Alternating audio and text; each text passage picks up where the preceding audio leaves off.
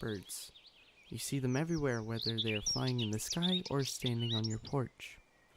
They come in thousands of different variations, with some being domesticated and others being more feral. Most of the domesticated birds are small, cute, and relatively harmless, perfect for a pet. However, there are some species that aren't fully domesticated. These birds are bigger, more territorial, and even more dangerous. But even with these less favorable traits, are they still perfectly capable of being household pets? To answer this, we're going to dive into one family's experience with owning one of these larger birds.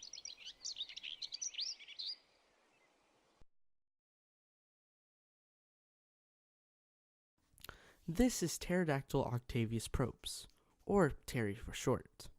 He's a member of the Props family and has been for his entire life. Although he isn't blood related to them, or even human, they still treat him as part of the family.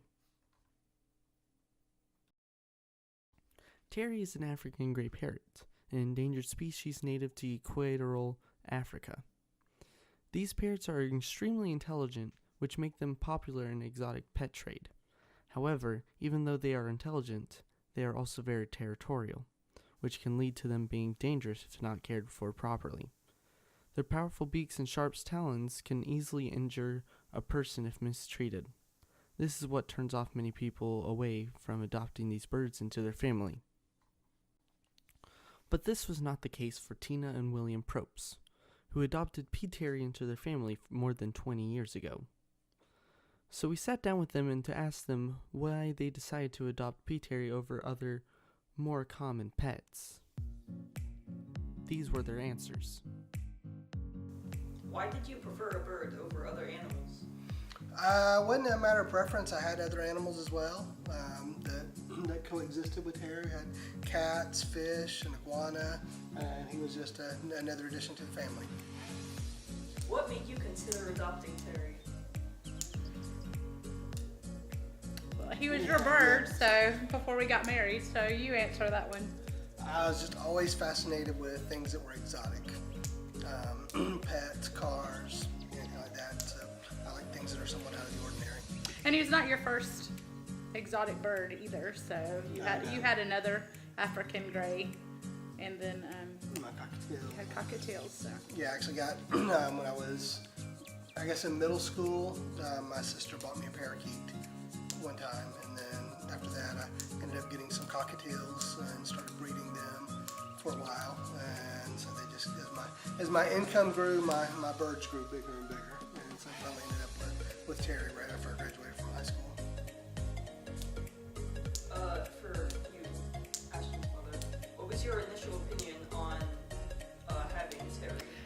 I was very unsure of what to do with the bird. I'd never had a bird before. I'd only had cats and dogs, and so I wasn't really sure how to care for him. I thought it was quite interesting, and when we first bought him, we were dating, and Terry he didn't have any feathers on him. He was really a tiny baby. He couldn't stand on a perch and had to be spoon fed.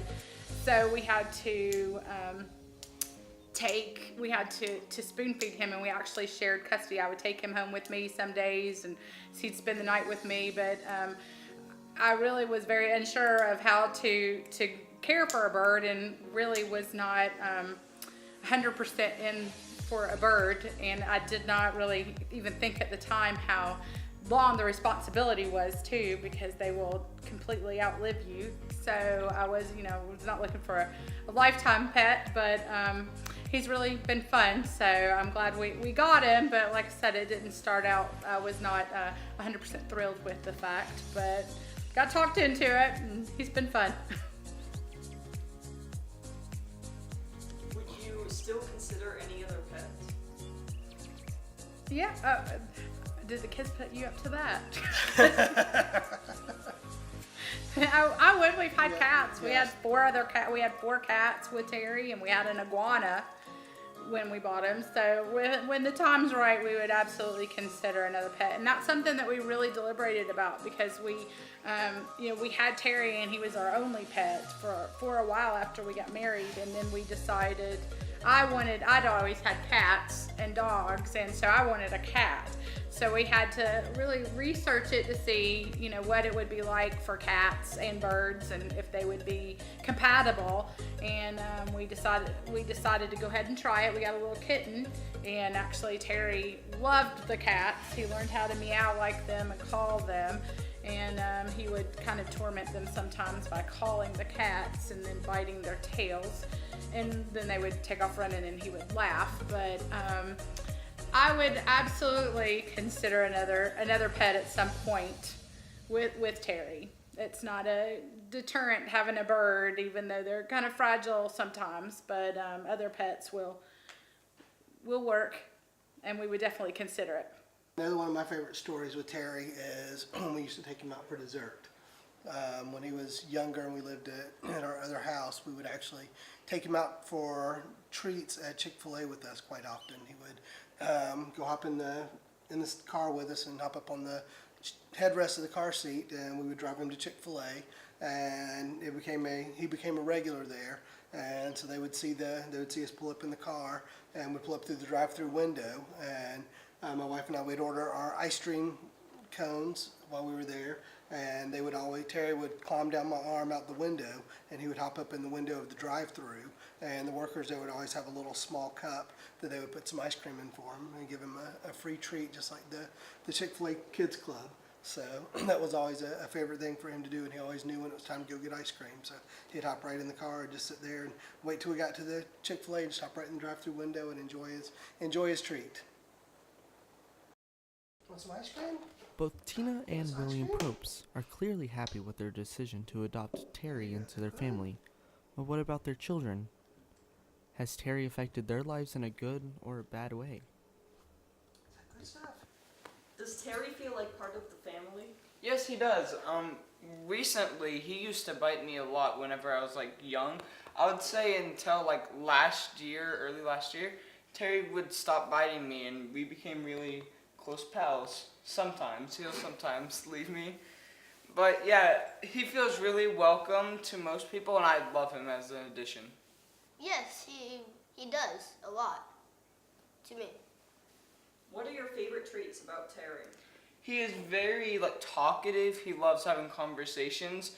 I would say whenever I was still in elementary school, sometimes I'd be first to get home. And, not most of the times, but sometimes.